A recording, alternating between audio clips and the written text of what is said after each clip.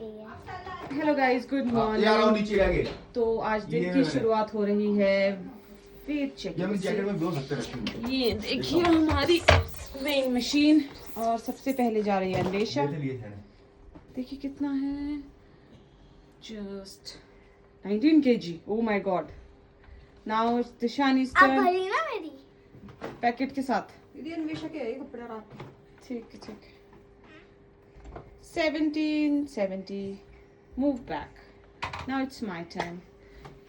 Let's see how much is my weight. हो गया बच्चों? हाँ।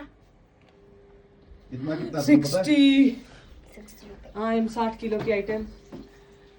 मुझे अपना वेट थोड़ा कम करना पड़ेगा, थोड़ा सा कम। तो बहुत ज्यादा करना पड़ेगा मुझे। हाँ, तुम्हें तो गायब हो जाना पड़ेगा। दिशानी को कितना कम करना पड़ेगा? बहुत। मेरे को तो चलो। कम नहीं करना पड़ेगा। अब हम बाकी काम शुरू करते हैं। Bye bye guys.